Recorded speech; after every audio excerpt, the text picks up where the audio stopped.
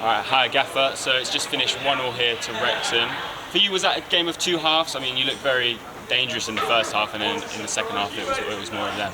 I said to the group, to marry up two halves in the manner in which we did in the first half, I'd be Pep Guardiola and my team would be Man City, because I thought to a man the first half was incredible. The goal epitomises that, the way in which we worked it and the pattern played out and the pullback and the finish from Newts, but we had the lion's share of the possession, we were dominant. And I said to the group, there's going to be a change in terms of how they do it. We've got to reset quicker than what we did. I felt from the kick-off it was very much them and the intensity come from them, and we didn't get to grips with that early enough. And then we ride our luck, I think, because they had a spell and we only conceded the one.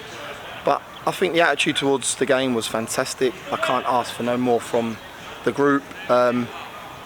Disappointed we've not won a game of football, but yeah, they're a good side. They're an excellent side. Their away form's not as productive as it is in terms of at home. We knew that and we tried to isolate that. But yeah, I'm so grateful for that performance in the first half especially. But overall, a 1-1 draw against a team that was sitting second.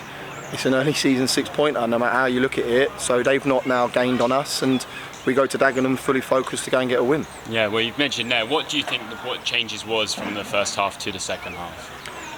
It's hard to do what we do for large periods of the game, and I felt we done that for 85-90% of that half.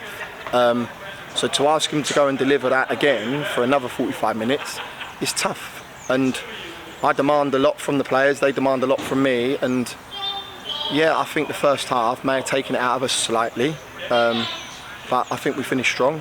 Made a couple of changes which aided us. I thought Danny Elliott coming on the park was good. I thought Reece was good. You always want to keep Brunty on there because he can unlock a door, and you can see that with his little through balls. But I felt that he was chasing the game slightly with the 15 to go, so I wanted to get a bit more legs and a bit more insurance in there. But yeah, look, I think we've shown that we can compete with the top end of the table, and we've delivered on a performance this afternoon, and we'll take that. And I have a rule of thumb: draw a game, win your next one; lose one, win your next two. So the task now, like I say, I keep repeating, we've got to go to Dagenham fully focused, go and get 3 points. Yeah, and just a word on your back three, another a brilliant defensive performance. Are they, those three forming quite a partnership for you? I have no choice. I've got no other centre-halves.